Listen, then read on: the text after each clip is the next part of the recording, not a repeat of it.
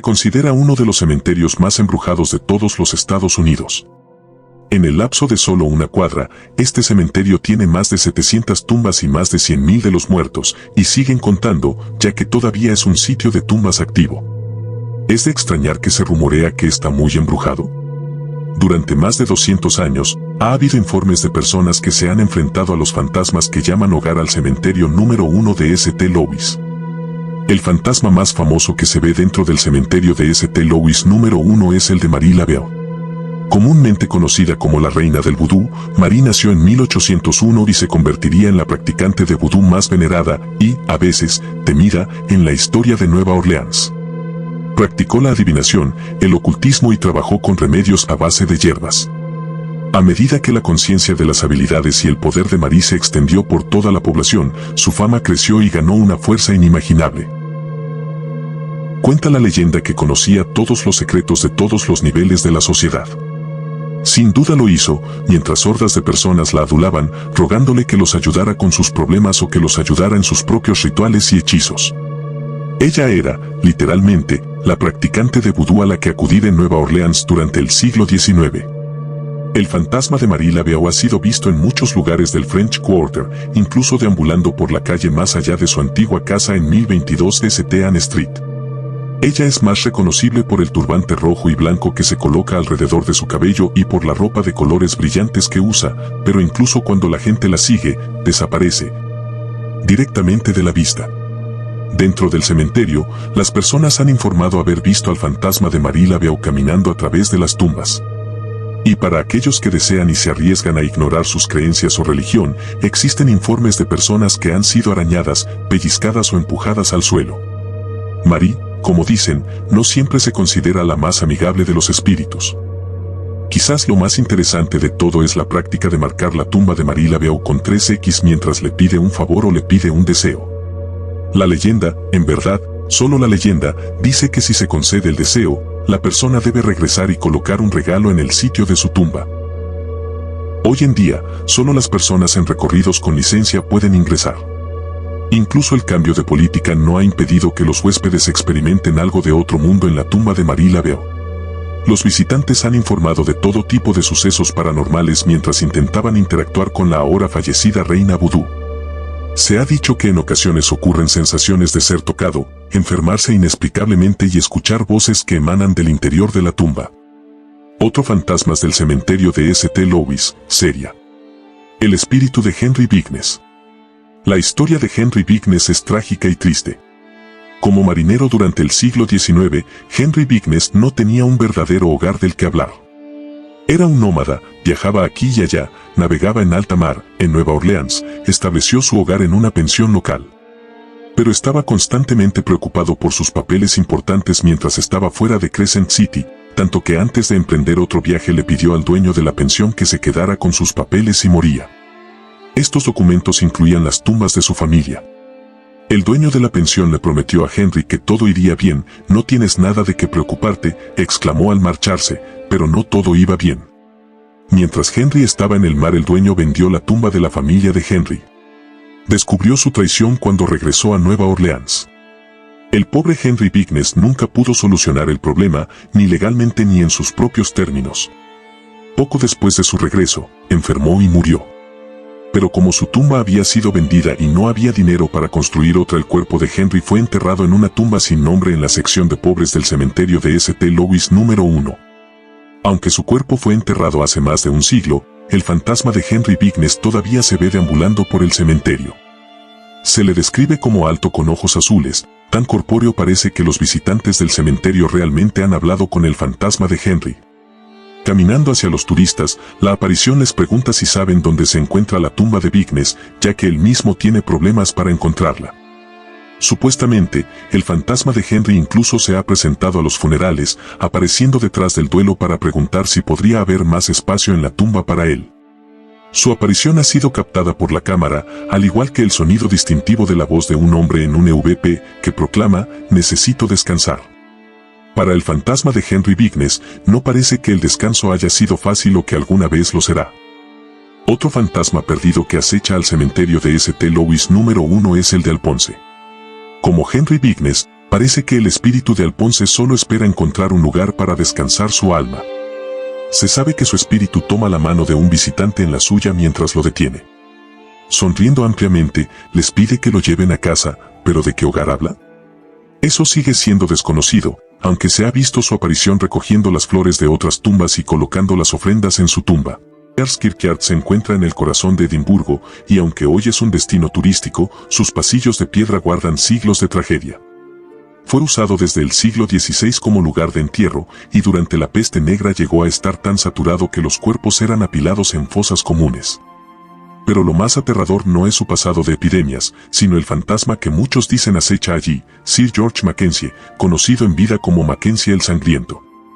Este hombre fue abogado real durante el reinado de Carlos II y fue responsable de la persecución brutal contra los Covenanters, un grupo religioso disidente. Se dice que cientos fueron torturados y ejecutados por su orden. Su tumba está en una sección cerrada del cementerio, la llamada cárcel de los Covenanters.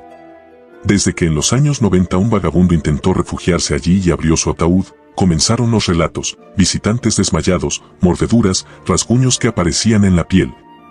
Incluso ataques tan violentos que hubo que cerrar parte del cementerio. Hoy se realizan tours nocturnos, pero muchos guías admiten que incluso ellos sienten miedo al entrar. Linternas que se apagan de golpe, cámaras que dejan de funcionar, pasos que se escuchan detrás y la sensación de que alguien respira sobre tu cuello. Okuno-in es el cementerio más grande de Japón y también el más espiritual. Rodeado de bosques en el monte Koya, guarda más de 200.000 tumbas y mausoleos. Allí descansan monjes que esperan el regreso de Kobo Daisy, un maestro budista del siglo IX que, según la tradición, no murió, sino que permanece en meditación profunda.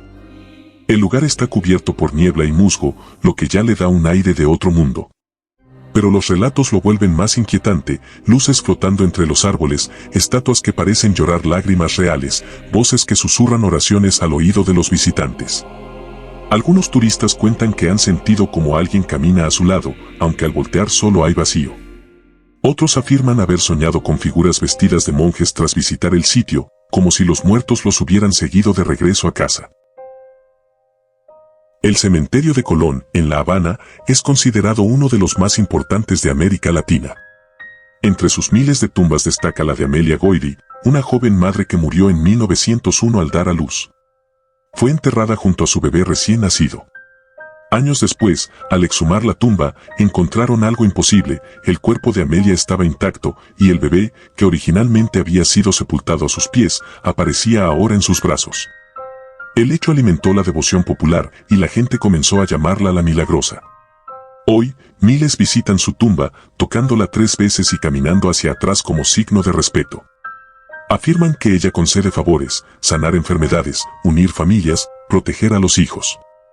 Algunos aseguran haber visto su silueta acariciando a los bebés enfermos que le llevan en brazos. En Colón, la muerte no fue el fin de Amelia, sino el inicio de su leyenda como protectora eterna. El cementerio de Highgate, en Londres, fue inaugurado en 1839 y es famoso por su atmósfera gótica, pasillos estrechos, criptas cubiertas de hiedra, estatuas semiderruidas. Pero lo que lo hizo mundialmente famoso fue la leyenda del vampiro de Highgate.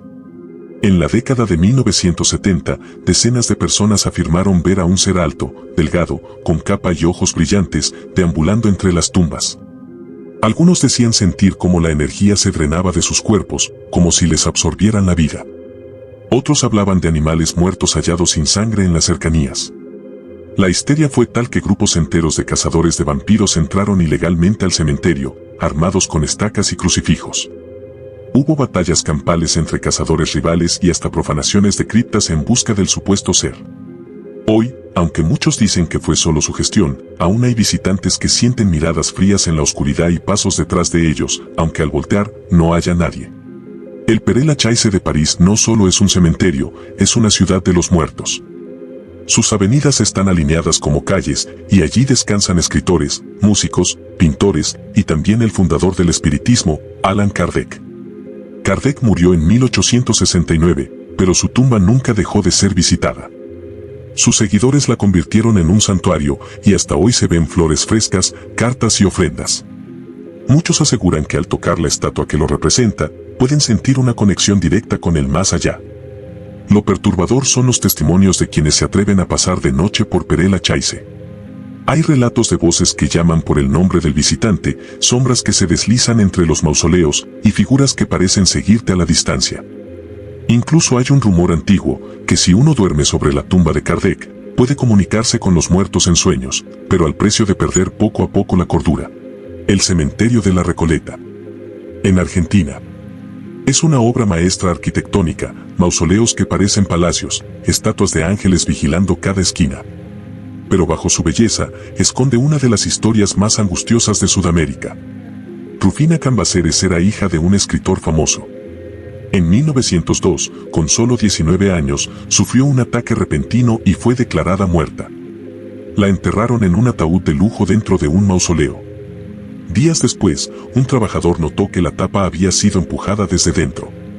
Al abrirla, descubrieron que Rufina estaba arañada, con sus manos ensangrentadas, había sido víctima de catalepsia, un estado en que el cuerpo parece muerto, pero la mente sigue consciente. Desde entonces, se habla de la Dama de Blanco. Los cuidadores cuentan que por las noches se ve una figura femenina de largo vestido blanco recorriendo los pasillos, como si buscara salir. Algunos visitantes dicen sentir un frío repentino al acercarse a su mausoleo, y otros han visto la silueta reflejada en los cristales de las criptas. El mito asegura que Rufina todavía camina, atrapada entre la vida y la muerte, condenada a vagar por siempre en el cementerio más lujoso de Argentina. En el árido desierto de Atacama se encuentra el pueblo fantasma de La Noria, fundado como asentamiento minero en el siglo XIX. Hoy no queda más que ruinas y un cementerio en condiciones espeluznantes, muchas tumbas están abiertas y los huesos humanos son visibles bajo el sol. Las leyendas locales dicen que los muertos de La Noria no descansan. Se habla de esqueletos que se levantan por las noches, caminando por la arena buscando compañía. Viajeros han jurado ver sombras humanas moviéndose en la distancia, aunque el pueblo está completamente abandonado. Otros relatan haber escuchado cánticos y lamentos desgarradores en medio de la noche, como si los mineros fallecidos todavía pidieran justicia por su vida dura y sus muertes tempranas. La Noria es un lugar donde el tiempo se detuvo, pero donde la muerte sigue inquieta.